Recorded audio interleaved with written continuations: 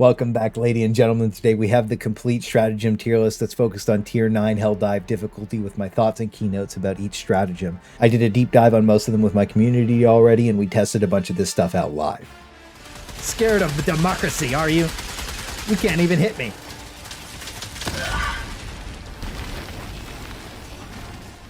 So that's linked down below already, along with the other streams. That way you can see how I'm using all the stratagems, along with my solo no-death Helldives, where I use even more of them. But if you have any questions or want me to test something out or feel like I'm sleeping on something, drop some clips at me in Discord or ask me to test them out on stream. I love talking about this stuff because everyone has their own unique perspective of everything, and it's always fun to see. Plus, I've learned a ton from all of you already, so thank you so much. It's helped me get a really good grasp on almost all the stratagems. But if you watch my Dark Tide tier list, you know this is going to be about what works in 99% of situations against both factions, and more importantly, what I like the most. So our S tier is for God tier super earth stratagems that have amazing synergies and tons of different builds and excel in almost every situations with almost no negatives. A tier is for strats that are still very strong with only a couple of drawbacks but will still carry. B tier has the same amount of positives and negatives for me, but are also niche and can be played in A tier by someone that's mastered them, and in C tier by someone who misuses them.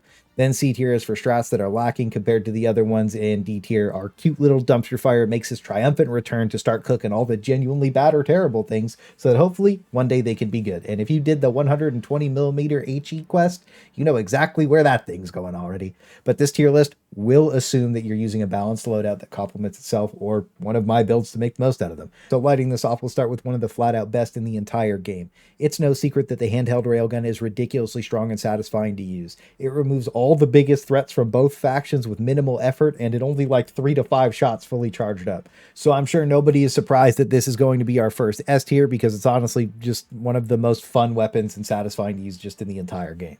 But so you guys can gauge how I'm doing the tier list, we're going to talk about the true dumpster fire that is the 120mm HE Barrage. This thing is so inconsistent, they might as well call it my sauce from McDonald's. My main suggestion to make it better is that the first shot always lands right on the center where you throw it, and then in a pattern around that. That way it was based off the user instead of pure RNG. And the big boy 380mm Barrage suffers the same fate. It does look a lot cooler, and when everybody throws it at the same time, it does make the entire screen disappear, but it's still in the dumpster fire until they fix the RNG on it. If they did that to both of them, I genuinely feel like they would get a lot better, because they do quite a bit of damage already. So hopefully this gives you a good representation of how I'm going to be rating things, but now we'll be going in order to make things a little bit easier for me. So our patriotic admission center starts with the machine gun. This big chunky boy is one of the most fun to just spray down with. The only drawback is that it's clunky and you have to stand still to reload it, and as you progress into the higher difficulties it starts falling off a bit, so I am going to be dropping it into the B tier. Then one of the most slept on weapons in the entire game, the anti-material rifle. This thing is amazing at dealing with bots. You can snipe their weak points from super far away and remove them before they ever even become a problem, and it's pretty okay versus bugs too. I used this thing a ton on stream when I was leveling up, and I have a pretty fun build coming up for it too, and I think you should be using it if you're leveling up against the bots. But when we compare it to the railgun, it ends up at about B tier for me. After that, we have the Stalwart. This is probably the best early game weapon you can pick up versus the bugs. You can basically spray it down forever, and it has a ton of ammo. You can also reload while moving, so it's really got it all other than struggling against armor, which is why it's going to end up in B tier. And I also think that both the machine guns are pretty close together, but early on in the game you need stratagems that can help you clutch, and nothing is as clutch as eats. The expendable anti-tanks are the goats of large target removal. They're unbelievably good at every stage of the game, and they always get a ton of value with their really low cooldown. Anytime you're on a team with more than one person bringing it, you have a rocket for everything, and anyone on your team can quickly pick them up to deal with basically any large threat. So these are absolutely going to be in the S tier. The first time we ever did a Helldive was like the second day the game was out, and none of us were level 20, but like we even had a level 9 with us. He had eats with him and a Recoilless Rifle. He brought all the rockets, and it made the game really playable. So if you need an anti-armor removal strat for your team, just lock this one in and it's going to get value for everybody. But after that, we have the Recoilless Rifle, and it's really strong too. The only issue is it uses a backpack slot, and that's very valuable to have a shield on. But if 2 people are running it, this becomes one of the strongest team weapons in the entire game. Like if you have a friend and you both run this, you can take out any heavy enemy before it's even allowed to become a problem. And even running it solo is really good too. So the recoil rifle's an easy S tier for me. It's gotten insane value in every single game that I've played with it. But the flamethrower is something that just, I mean, it just doesn't. And it requires way too much effort compared to other things to just make any use out of it, which includes perfect positioning. And I think its damage needs to be a lot more consistent against large targets for it to feel better. So it's going to be our first C tier strat. And overall, I do think burning damage needs to be increased in the higher difficulties. That way, fire in general feels better to use. And when we're talking about things that feel good to use, nothing feels better than the autocannon. This is flat out the coolest weapon in the entire game, and it's not even close. You feel powerful shooting the autocannon, and not a lot of games even get that right with any of their weapons. Plus, it just does crazy damage to every target. If you're blasting weak points, you can clear hordes out with it, close bug holes, blow buildings up. It really just does it all. So even though it uses your backpack slot, the crazy damage it enables you to do makes this an easy S tier pickup for me. And I'm sending you to Malevolent Creek solo if you think otherwise. But now we also have my least favorite, the spear. Using this thing is like waking up after a bender and not having water before you went to bed. It's so anti-fun to use with the lock-on spam resetting or just not working at all that I'm firing this thing straight into the dumpster fire. It's just not fun to use. And I understand it does do some damage, but it takes 2 rockets to kill a tank on Helldive difficulty, and that's if you can even lock onto it. I mean, it does one-shot it if you hit the heatsink, but because of the way that it shoots, you can't guarantee that. So for me, there's never a reason to take this over the Recoilless right now, and I would love to see this thing get a rework to its targeting, just make it vastly improved and consistent, but it is what it is. We're just going to move on to the hanger and start with the Eagle Strafing Run. It's the first strike you get, but it doesn't really stand out in any special way other than being fast and accurate, so it's fine to open with, but it's going to be dropping into the C tier because when you compare it to the Eagle Airstrike, it's not even close, and you get this so fast after it that it's not even worth thinking about. This thing has explosive damage. It can kill buildings, close bug holes, and destroy some of the strongest enemies with good placement. So Eagle Airstrike is going to be going into the A tier for me, just as one of the most consistent hanger strikes in the game. Then we have the team-killing Titan, the Cluster Bomb Strike. In the wrong hands, this thing is an absolute nightmare, but in the right, it can hard carry and clear out ridiculous amounts of enemies. This is my go-to versus the Terminids, and I'm loving it more versus the bots the more that I use it. I still think the Eagle Airstrike might be a little bit better versus the bots because you can blow up the fabricators, but just in general, this is going into the S tier for me because it always gets a ton of value. You always get a ridiculous amount of kills with it, and you get so many of them. But then the Napalm Strike kind of feels weird to me. It's cool and has style points, but for me, it's going to be dropping into the B tier as something that probably just needs to have the fire damage buffed, and compared to its counterparts, it just doesn't put in the work that you need it to. And when we talk about the backpack slot, it's very valuable, and so is movement. And it allows you to get to some pretty clutch spots. The only drawback is the long cooldown, but I still think this is an A tier pickup just because of the extra movement and how fun it can be to use.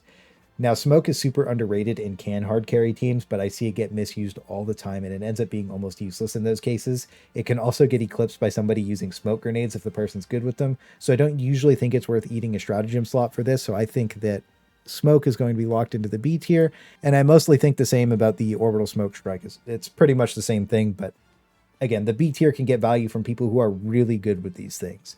Now, the rocket pods are pretty interesting. When they do hit, they feel really good and delete the target, but that's when they hit. These things miss harder than me at a mixer, so I think these are going straight into the B tier for me, at least until they get some kind of buff to make their little missiles a little more accurate. I do think that they probably should just instantly kill a tank. Like, the missiles themselves should lock onto the larger targets and kill them, but we'll see how that goes in the future. For now, our last hanger strike is the 500 kg bomb. This thing has verticality issues, which makes it feel inconsistent if you just throw it out randomly. There is line of sight issues that can block its damage from things, so you do have to place it really well, and you can force stick it to big stuff and one-shot it with good aim. So cool factor-wise, combined with what it can do, is getting it locked into the A tier, but I really do think this thing needs to be buffed to be more consistent for how crazy of an explosion it gives off. It just needs to have that level of impact. Now for the orbital cannons, Gatling Barrage really doesn't get any value even after the upgrades, so this is only good for holding a tight choke, and the opportunities for that are so little that I think that the Gatling Barrage is going to be right into the D tier. This thing really needs to cook and either deal more damage or shoot faster over a wider area. That way it can feel impactful when you bring it.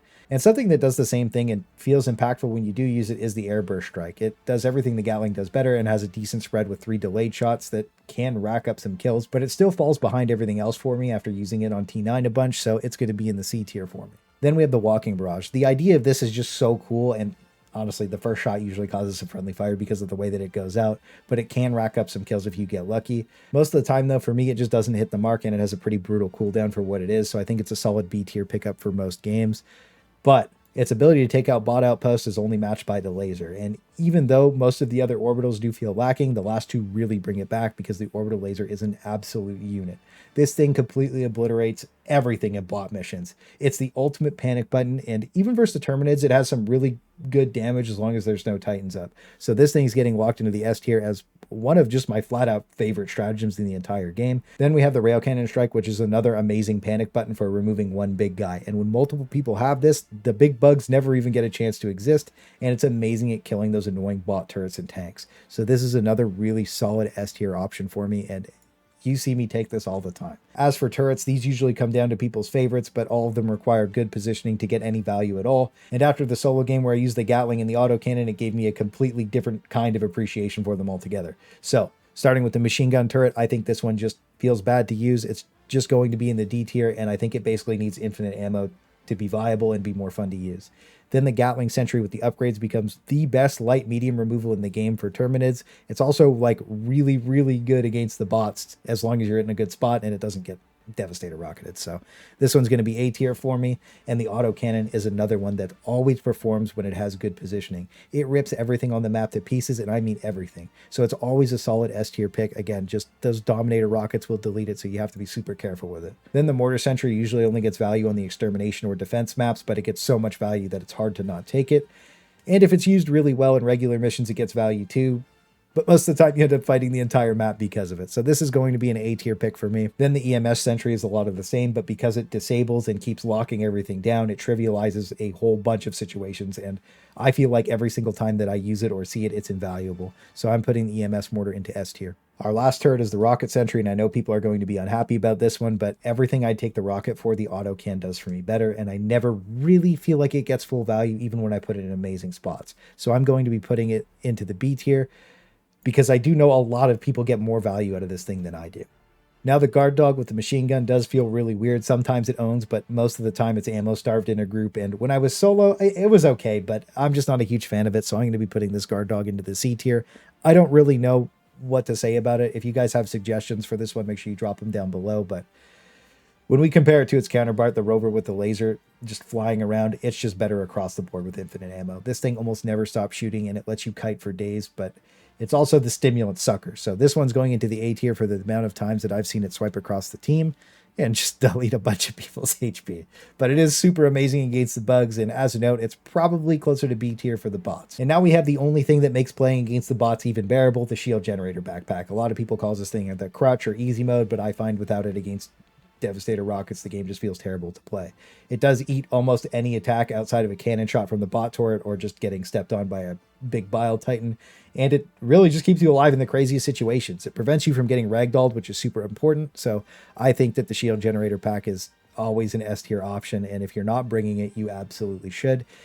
It's just the most valuable backpack slot in the entire game just because it keeps you alive. But when we talk about the ballistic shield, it just doesn't do as much as the energy version, even though it looks super cool. Honestly, anybody running around in this thing just looks sexy. But I'm going to have to lock it into the B tier because even though I've seen my friends do some crazy things with this, I've also seen them go flying across the map after they've gotten hit by a Devastator rocket. But now it's time to talk about the most hated stratagems in the entire game, Minefields. They do kill pretty much everything that walks through them. It's just usually your teammates. There are a ton of issues with them where you can't see them in certain terrain. And if someone joins the game after their place, they just can't see them at all. So value-wise, I think that there's way better things to bring that don't grief as hard, but I don't think they're dumpster fire bad. So I think both of the Minefields are going to end up in C tier for me. And to my current knowledge, they persist through the entire game, letting you do some pretty crazy setups, but I don't think you should bring these to a random game at all. But while we're talking about team killing, the grenade launcher is a master of disguise that's insanely good at killing Terminids. It does have some hangups against medium armor, and versus the bots, it starts falling off altogether, but this ends up dropping it into the A tier for me. It's probably closer to B tier for me against the bots, but against the lightly armored patrol guys, it does really well. And one of the sleeper weapons that pops off pretty consistently that's kind of controversial is the arc thrower. This bad boy is the bug zapper. When we ran 4 of these, it was nothing but giggles and fun, even when it arced through 3 of us. So if everyone has shields, this thing is great, but when they don't, not so much. And I've seen one of my friends do work against the bots with it. When I use it, it just struggles against the Hulks and stuff. So that is a pretty big issue for me. So I think this is probably just going to be A tier because of all the happy accidents that it brings to the table. And when we get to the laser cannon, I'm pretty sure this whole thing was an accident. We have to talk about this thing in a weird way because after using it, I think it's fairly good against the bugs. It just doesn't make sense that it glances off of armor and does nothing. It's mainly good at light targets and bot weak points, but when I try to kill Dominators with it, I get rocketed before I could kill them. So I think that the laser cannon is just going to be C tier overall. It's not a complete dumpster fire because it does have situations where it is cool. Like when we used 4 of them, it was interesting, but I think that it needs more armor peen to show its true potential. Like if you're beaming on the same spot, it should start penetrating through it pretty much no matter what. But now on our last 6, we start with the Orbital Precision Strike. I think this thing gets a ton of value from level 1 to 19, then you kind of just stop using it. But I still think it's a great pickup for fast, low cooldown damage and is just a personal favorite. So I think that this is a really solid A tier option. But as a note, it does need the upgrade to make its damage consistent. Now, the Orbital Gas Strike does okay and can be useful sometimes, but most of the time for me, it just fell flat and Napalm just did whatever it did better. So I think that the Orbital Gas Strike is going to be C tier for me. And then when we talk about the Orbital EMS Strike, I think this one is like hit or miss for most people. For me, it's absolutely A tier. I always get value out of Orbital EMS Strike, and I think that it's really, really strong and good just because it shuts down pretty much everything in the area that you hit it. But I think most people will probably be at about B tier with the Orbital EMS Strike because everybody does have to capitalize on it. So now we have the HMG Emplacement. It really can't turn that fast, but it's actually good at killing light and medium armor. I really do think it's a fun pickup overall, but if they made those turret upgrades affected, it would solve almost every single issue it has. I really do think that this is going to be C tier for now, and I really hope that they just make all those different turret upgrades affected because it would be insanely fun to use if it did. But now we have the shield generator, and I think this thing needs a crazy amount of love. It was not tested in Helldive at all, and it only gets value versus like light laser fire from the bots because it gets almost deleted by anything else. So this isn't going to be a surprise to anyone, but I think that the shield generator is an absolute dumpster fire. I just wish it was better so people could bring it and feel really strong in a support role. I just personally don't know how to fix this one outside of it having a longer duration or eating more damage, but I don't really think that's the answer either. So if you guys have any really good ideas, please drop them down below so that I can put them all in my feedback form. But finally, we're on our last stratagem, and it's the king dick of all stratagems, the Tesla Tower. Obviously, there's no triple S plus tier on this list, or it would absolutely be there, so I guess we're just going to have to throw it into C tier because that's close enough. Honestly, it does need perfect positioning to get any value, and it dies so fast that it feels really bad to use, especially when it has better targeting versus teammates than enemies. So I would really like to see this thing be a better bot zapper and maybe just have a bit more HP. So this is my finalized tier list. I think it's a really solid representation about how I feel about everything in the game. I just want to make this very clear. I don't want to see anything get nerfed. I only want things to get buffed so that everything is viable and fun. This is a for fun PvE game. There's no scoreboard. There is like a kill card at the end of the mission, but it's about working as a team. And I think that a lot of this stuff should get buffed so that everything is viable and fun, and that would make the game way better overall and healthy long term. So every time they do a balance update, I'll do a quick thoughts and opinions video where I move things around like I did on Darktide. But that's going to be all for now, and I wish you the best of luck out there.